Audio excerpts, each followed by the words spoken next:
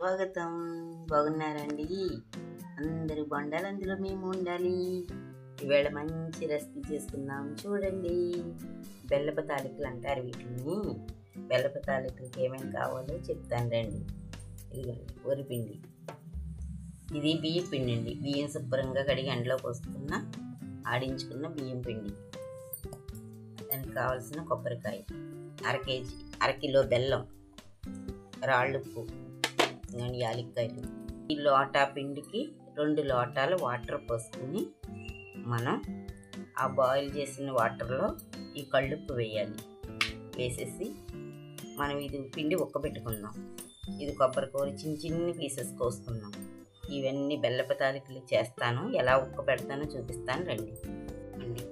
మీకు చూపించిన కొబ్బరికాయ ఇలాగ కచ్చపిచ్చగా కొట్టేసుకోవాలి. మిక్సీలో వేసుకుని ముక్క చెక్క కింద ఇదిగో అండి. లోటాతో 2 లోటాలు వరిపిండిది. 2 లోటాల వరిపిండికి 4 గ్లాసులు వాటర్ వేసుకోవాలంటే ఒక లోటా పిండికి 2 లోటాల వాటరు. ఇవ్వండి 3 లోటాలు. ఇవ్వండి 4 లోటాలు వాటర్ వేసాను. యాలక్కాయలు బాగా చెదగొట్టుకుని పొడి వేస్తున్నాను. కొంచెం టేస్ట్కి కళ్ళుప్పు వేస్తున్నాను. పిండి ఉక్కబెట్టుకోవాలి కదండి మనం, సరిపోతుంది. ఇందులోనే కొబ్బరి వేసేస్తున్నాను, మనం తురుముకున్న కొబ్బరి.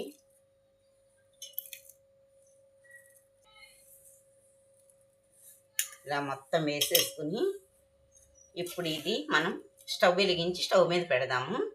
ఇది బాయిల్ అవుతుంది కదా, ఇలా పొంగుతున్నప్పుడు మనం సిమ్లో పెట్టేసుకుని ఈ పిండి వేసుకుని మనం ఉక్క పెట్టుకోవాలి కలుపుతూ. రండి చూపిస్తాను. స్టవ్ వెలిగించి పెట్టాను. ఇవి నీళ్లు మరుగుతున్నప్పుడు మనం పిండి వేసి ఉక్క పెట్టుకోవచ్చు. సరేనండి, చూడండి బాగా మరుగుతుంది కదా ఎసర. ఈ ఎసరలో మనం వరిపిండి వేసుకుందాం. సిమ్లో పెట్టి స్టవ్ ఉండకట్టకుండా జాయిగా పిండి వేసుకుంటూ కలుపుదాం. చూడండి,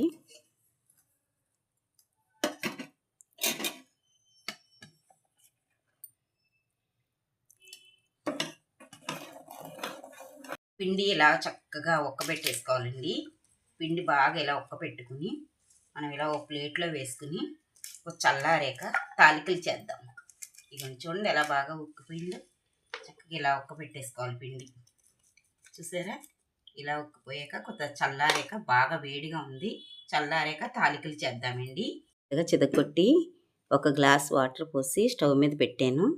ఇది పాకం కొంచెం బెల్లం కరిగి కొంచెం పైకి ఇలా పొంగుతూ ఉన్నప్పుడు మనం తాలికలు తయారు చేసి పెట్టుకునే తాలికలు ఇందులో వేద్దామండి. తాలికలు తయారు చేస్తున్నాను, చూద్దాం రండి. తాలికలన్నీ ఇలా రోల్ చేసుకోవాలి. ఇక చూసారా, ఉక్కు పెట్టుకున్నాం కదా మనం వరిపిండి, అవన్నీ ఇలా చేశాను. ఇవి మనం ఆ బెల్లం కరిగాక అందులో వేసుకుందాం. సరేనండి, తాలికలు వేసేటప్పుడు చూపిస్తాను. అందులో తయారయ్యాక శుభ్రంగా దించాక మళ్ళీ మీకు చూపిస్తాను. బెల్లం బాగా కరిగిపోయింది చూడండి, బాగా కరిగిపోయింది కదా. ఇప్పుడు మనం తాలికలు చేసుకున్న పక్కన పెట్టాం కదండి, ఆ తాలికలు వేసేద్దాం. ఇదిగో బెల్లం బాగా కరిగిపోయింది. ఇప్పుడు చేసి ఉంచుకున్న తాలికలు వేసేద్దాము. మొత్తం అన్నీ అలాగే వేసేద్దామండి. వేసేసి చక్కగా మొత్తం అన్నీ ఆ పాకంలో వేసేస్తాను. ఇంకండి మొత్తం అన్నీ ఇలా పాకంలో వేసేసాము. బెల్లపు కరిగిన నీళ్ళల్లో ఇది బాగా ఉడికాక దింపాక చూపిస్తాను మీకు. సరేనండి, బెల్లపు తాలికలు సూపర్గా ఉంటాయండి. స్వీట్ ఇష్టపడిన వాళ్ళకి ఇది చాలా బాగా నచ్చుతుంది. ఇది బాగా కొంచెం ఉడికాక దింపేసాక చూపిస్తాను.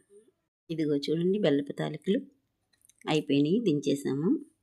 బెల్లపు తాలికలు స్వీటు చాలా బాగుంటుంది. మీరు ఒక్కసారి ఇలా ట్రై చేయండి. స్వీట్ నచ్చిన వారికి, స్వీట్ ఫేమస్ వారికి ఈ స్వీట్ చాలా బాగా నచ్చుతుంది, బెల్లపు తాలికలు. సరేనండి, పవిత్ర రెసిపీ చూసిన వాళ్ళు లైక్ చేయండి, షేర్ చేయండి, కామెంట్లు తెలపండి.